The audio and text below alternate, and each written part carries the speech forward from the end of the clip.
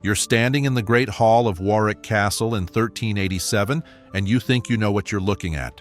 Stone walls, high windows, massive wooden doors. Just another medieval fortress, right? Wrong. You're actually standing in the middle of a 500-year-old engineering masterpiece designed to fool you, trap you, and quite possibly kill you in ways you haven't even imagined yet. Every stone, every passage, every seemingly innocent architectural detail was planned by medieval engineers who were part architect, part military strategist, and part psychological warfare expert. Welcome to the real medieval castle. Today, you're going behind the walls to discover the 10 most shocking secrets that medieval castle builders didn't want their enemies to figure out. And trust me, some of these secrets are so disturbing, you'll never look at a castle the same way again. Secret number 1, the garderobe escape route. Let's start with something that sounds innocent but was actually pure genius. Medieval toilets. You call them garderobes, and they weren't just places to do your business. They were emergency escape routes, defensive weapons, and architectural death traps all rolled into one stone seat. Medieval castle toilets projected out from walls on corbels, with waste falling directly into the moat or river below. But here's what tour guides don't tell you. Those toilet chutes were big enough for a desperate person to climb down. At Chateau Gaillard in France, Richard the Lionheart's supposedly impregnable fortress, French attackers in 1203 actually climbed up through a latrine shaft to breach the castle. They literally crawled through a toilet pipe filled with human waste to capture the fortress. The smell alone must have been psychological warfare, but the garderobe's secrets get darker. Some castle toilets had what historians politely call murder holes, openings that allowed defenders to drop boiling oil, hot sand, or molten lead on anyone trying the toilet escape trick. Imagine being the unfortunate soul who chose the wrong toilet shaft to escape through. At Bodiam Castle, they had 28 toilets emptying into the moat. 28! That's not just sanitation, that's a network of potential escape routes and defensive positions. The castle basically had a sewer system that doubled as a secret passage network. The really clever part? Castle inhabitants stored their clothes in garderobes because the ammonia from human waste repelled moths and fleas. So your toilet was also your closet. Medieval efficiency at its finest, or most disgusting, depending on your perspective. Some garderobes even had multiple seats, medieval shared bathrooms where you could conduct business while conducting business, if you catch my meaning. Privacy wasn't a medieval concept, but strategic toilet placement definitely was. And here's the kicker, if you were under siege and your food ran out, the garderobe chute could be your only way to send messages to the outside world or receive supplies. Your toilet literally became your communication system. Medieval people turned basic human necessity into military strategy. They weaponized bathrooms. That's the kind of thinking that kept castles unconquered for centuries. Secret number 2. The spiral staircase myth exposed time to destroy one of the most persistent castle myths ever told. Spiral staircases always turn clockwise to give right-handed defenders fighting downward an advantage over right-handed attackers fighting upward. It's repeated by tour guides, history documentaries, and castle guidebooks everywhere. Complete nonsense. Modern archaeological research has demolished this myth so thoroughly it's embarrassing. James Wright, a buildings archaeologist, tracked down the original source of this story to Sir Theodore Andrea Cook, an art critic who wrote about spirals in 1903. Not a military historian, not a medieval expert. An art critic with a fancy mustache who thought spiral staircases looked neat. The reality? About 70% of medieval castle staircases are clockwise, but 30% turn counterclockwise. If the fighting advantage was so important, why would anyone build a counterclockwise staircase? The Tower of London has both clockwise and counterclockwise staircases in the same building. Here's what would actually happen if fighting occurred on these staircases. Everyone would die horribly because medieval staircases are impossibly narrow death traps. The Great Tower at Goodrich Castle has a staircase just 70 centimeters wide. A medieval longsword was 110 centimeters long. Do the math. You couldn't swing a sword in that space if your life depended on it, which it wouldn't, because if enemies reached your interior staircases, you'd already lost. The real reason staircases spiral clockwise? Convenience. Most people are right-handed, so they prefer to keep their right hand on the wall for balance while descending stairs in normal, everyday circumstances. Not during imaginary sword fights, but during regular trips to check on the grain stores. Medieval castle builders were brilliant engineers, but they weren't designing staircases for Hollywood sword fights that never happened. They were designing them for actual human beings who needed to walk up and down stairs carrying things without falling to their deaths. The spiral staircase advantage is a 20th century fantasy invented by people who watched too many movies and needed a dramatic explanation for basic architectural choices. Medieval reality was practical, not cinematic. Secret number 3, the double-wall death trap. Medieval castle designers created one of the most psychologically terrifying defensive systems ever conceived. You're a medieval soldier, and you've just broken through the outer wall of a castle after hours of fighting. Victory! You're inside the fortress. You charge forward with your fellow warriors, ready to claim your prize. And then you realize you're trapped in a narrow corridor between two walls with no cover, no escape routes, and holes in the inner wall where archers are shooting at you like fish in a barrel. Welcome to the Zwinger, the medieval equivalent of a kill box. The Zwinger was the empty space between the castle's outer and inner walls, designed to create a fatal funnel for attacking armies. You'd fight desperately to breach the first wall, only to discover you'd entered a carefully constructed murder zone. The outer wall was intentionally lower and weaker than the inner wall. It was designed to be broken. Medieval engineers wanted you to breach it, because once you climbed over that first wall, you'd find yourself in a confined space with no room to maneuver, surrounded by archers shooting down at you from protected positions. At Beaumaris Castle in Wales, the Zwinger system was so sophisticated that attackers who breached the outer defenses would find themselves facing 6 different layers of death traps. Each wall they conquered just led them deeper into a maze of kill zones. The psychological effect was devastating. Your army fights its way through the first wall, feels a moment of triumph, then realizes they're standing in what's essentially a medieval shooting gallery. Morale collapses faster than you can say strategic withdrawal. Some Zwingers had additional surprises: murder holes in the ground, concealed pits, false floors that would collapse under the weight of advancing soldiers. The space between the walls wasn't just empty, it was booby-trapped. Medieval castle designers understood something modern military strategists appreciate. Sometimes the best defense is letting your enemy think they're winning, then revealing they've walked into a trap they can't escape from. The Zwinger wasn't just military engineering, it was psychological warfare designed to break your spirit along with your army. Secret number 4, the hidden passage network. Medieval castles weren't just buildings, they were underground cities with secret passage networks so extensive that some are still being discovered today.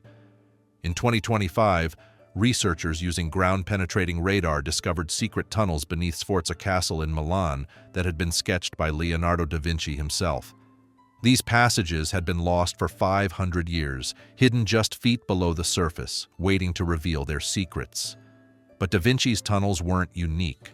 Medieval castles were honeycombed with hidden passageways that served multiple purposes: escape routes, supply lines, spy networks, and surprise attack routes.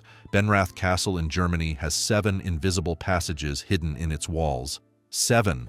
The entire castle is basically a 3-dimensional maze where the real structure exists in the spaces between the official structure. These passages weren't just narrow crawl spaces. Some were wide enough for horses and carts. Medieval castle builders created underground highways that allowed people, supplies, and even small armies to move unseen across vast distances. The secret passage at Nottingham Castle was so well designed that in 1330, supporters of Edward II used it to capture Roger Mortimer, who was defended by several hundred soldiers.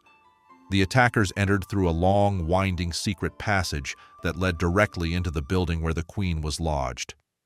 An accomplice inside slid back the bolts, and Mortimer was arrested before he knew what hit him. Some passages connected castles to distant monasteries, allowing medieval lords to escape during sieges or attend religious services without being seen. Others led to hidden chambers where treasures were stored or political prisoners were kept.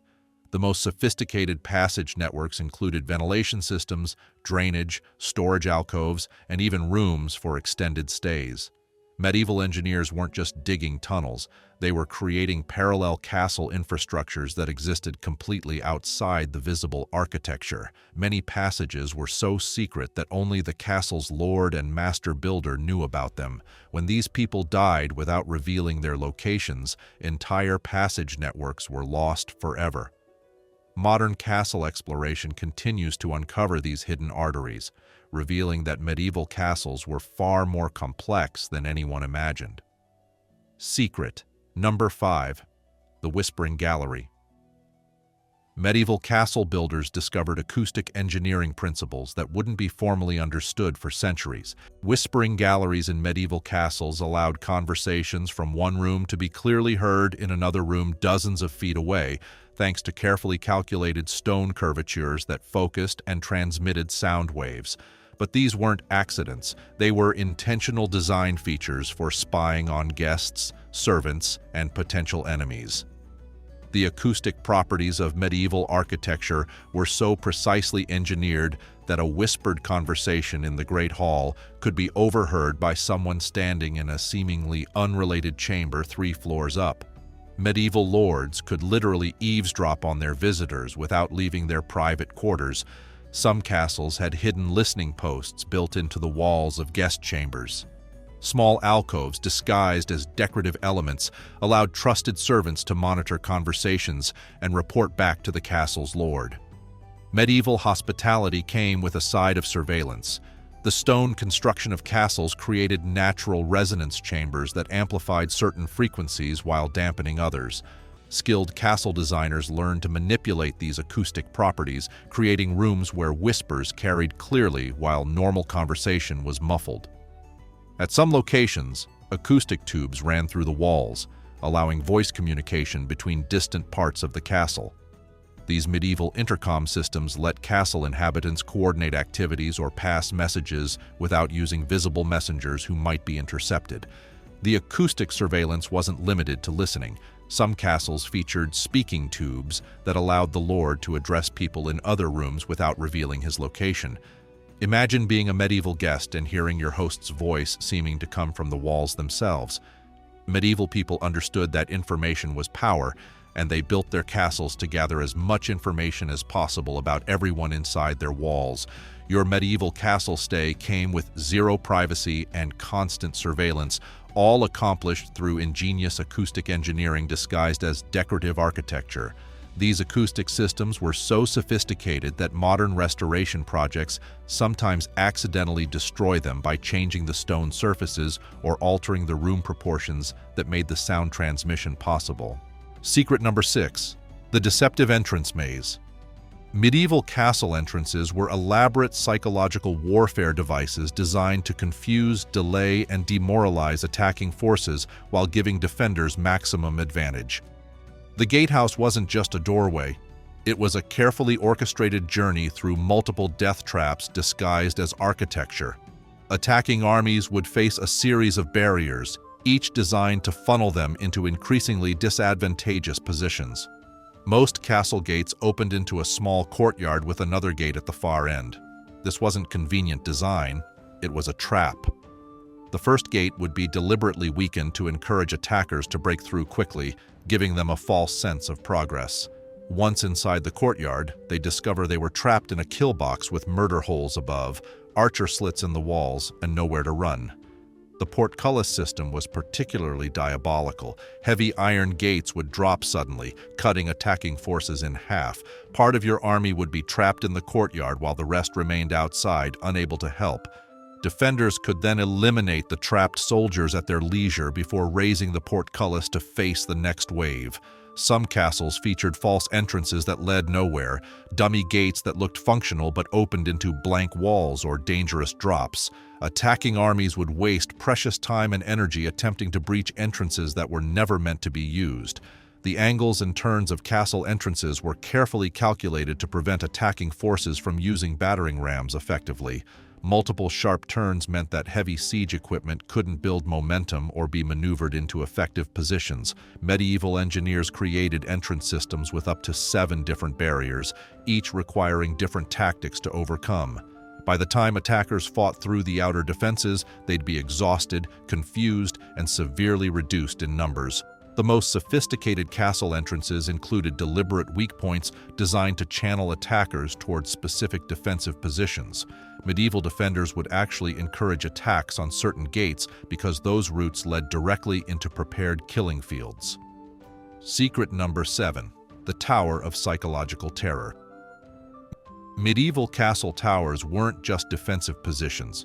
They were sophisticated psychological warfare devices designed to project power, intimidate enemies, and break the spirit of anyone who dared challenge the castle's authority. The height of castle towers was carefully calculated for maximum psychological impact. They rose high enough to be visible from miles away, serving as constant reminders of the Lord's power and reach.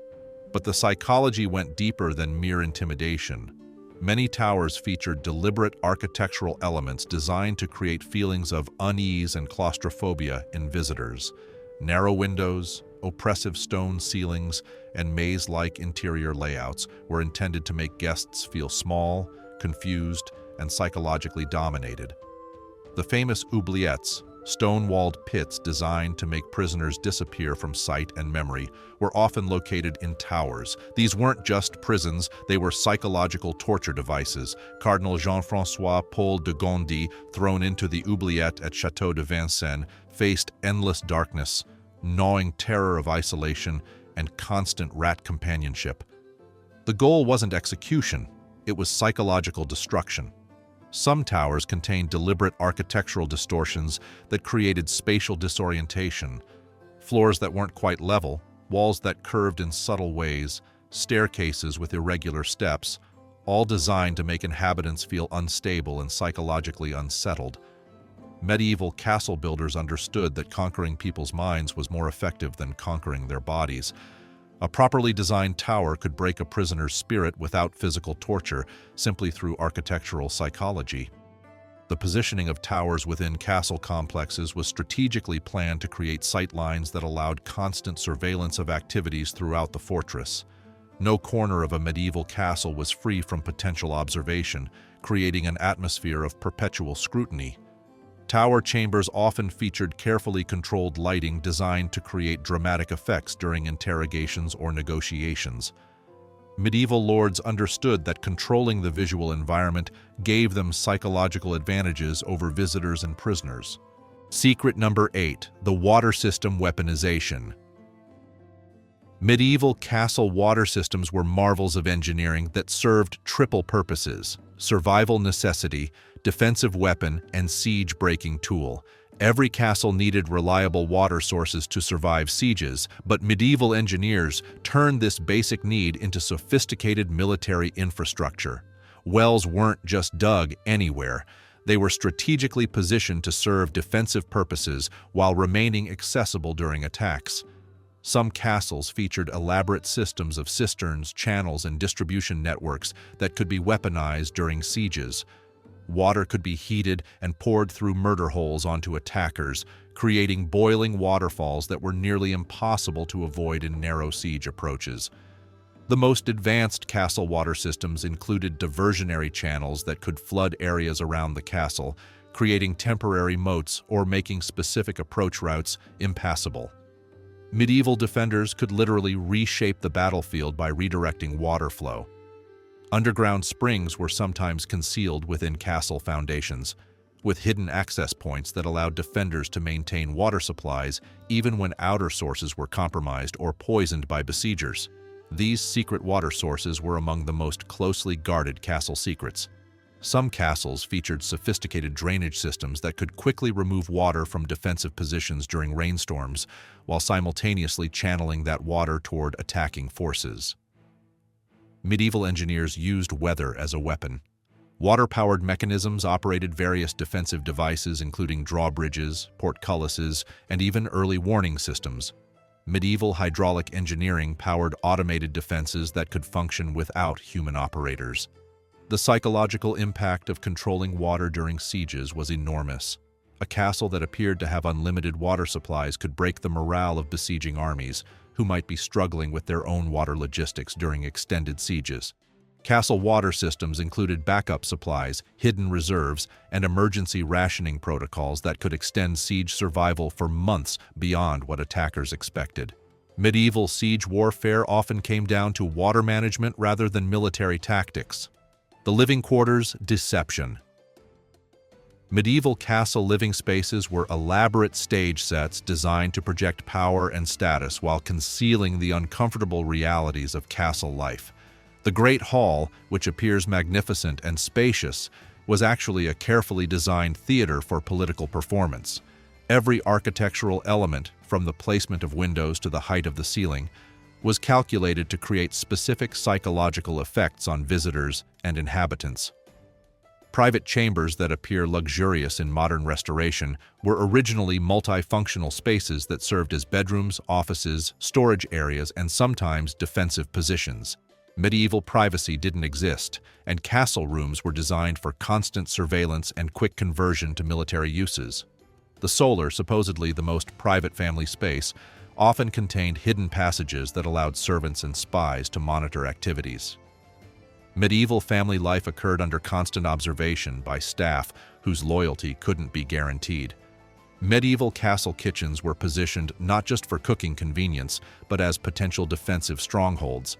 Kitchen fires could be used to heat oil and other substances for military purposes, and kitchen staff often doubled as auxiliary defenders during sieges. Sleeping arrangements in medieval castles were far more communal and fluid than modern restorations suggest. Beds were shared, rooms were multi-purpose, and privacy was a luxury that most castle inhabitants, including nobility, rarely experienced. The elaborate tapestries and decorations that make castle interiors appear comfortable served practical purposes: insulation, draft prevention, and concealment of defensive features like hidden passages or spy holes built into the walls. Medieval castle heating systems often included deliberate design features that allowed smoke to be directed toward specific areas during sieges, creating smoke screens or even primitive chemical warfare against attackers who breached interior defenses. Secret number 10. The architectural time bombs. The most shocking secret of medieval castles? Some were designed with self-destruct mechanisms and fail-safes that could destroy critical structures rather than let them fall into enemy hands. Medieval engineers built deliberate weaknesses into certain castle walls and structures, not accidental flaws, but calculated failure points that could be triggered if the castle was about to be captured. These architectural time bombs ensured that conquering enemies would inherit ruins rather than functional fortifications. Some castle bridges, gates, and wall sections contained hidden chambers filled with combustible materials that could be ignited to destroy access routes and defensive positions. Medieval defenders could literally demolish their own fortifications to prevent enemy use. The most sophisticated self-destruct systems involved undermining specific foundation points that, when triggered, would cause carefully calculated structural collapses. Medieval castle builders were expert demolition engineers as well as construction masters. Certain castle towers were designed with removable support elements that could be quickly eliminated to bring down the entire structure. Medieval lords preferred to destroy their own castles rather than allow enemies to use them as bases for further attacks. Secret chambers within castle walls sometimes contained caches of incendiary materials positioned to maximize structural damage. These medieval explosive devices could turn a conquered castle into a burning ruin within hours. Some castles featured water-powered triggering mechanisms that could activate destruction sequences automatically if specific conditions were met. Medieval automation extended to architectural self-destruction. The psychological impact of these self-destruct capabilities was enormous. Attacking armies knew that even successful sieges might yield nothing but rubble and ash, making conquest pyrrhic and pointless. Medieval warfare included protocols for activating these destruction systems, with specific chains of command and triggering procedures that ensured castles could be destroyed quickly and completely when necessary. 10 secrets that reveal medieval castles as something far more sophisticated and sinister than the romantic fairy tale fortresses we imagine today. These weren't just homes for knights and princesses. They were cutting-edge military installations designed by engineering geniuses who understood psychology, acoustics, hydraulics, structural engineering, and demolition. Medieval castle builders were centuries ahead of their time, creating technologies and tactics that modern military engineers still study and admire. Every stone was placed with purpose. Every passage served multiple functions. Every architectural detail was calculated to provide maximum advantage to defenders while creating psychological and physical disadvantages for attackers. Medieval people lived in a world where survival depended on outsmarting enemies who wanted to kill them and take everything they owned. They responded by creating architectural masterpieces that were part fortress, part theater, part spy network, and part engineering marvel. The next time you visit a medieval castle, remember, you're not just looking at old stones. You're standing inside a 700-year-old military technology that was so advanced, so cleverly designed, and so psychologically sophisticated that modern architects are still learning from medieval innovations. Those medieval engineers who built toilets that doubled as escape routes, acoustic systems that enabled surveillance networks, and architectural time bombs that could destroy the entire structure, they weren't primitive craftsmen working with basic tools. They were military geniuses who created some of the most ingenious defensive systems ever conceived, using nothing but stone, wood, water, and absolutely brilliant engineering minds. Medieval castles, where every secret reveals that our ancestors were far more clever, far more ruthless, and far more technologically advanced than we ever gave them credit for. And honestly, they were probably laughing at us the whole time,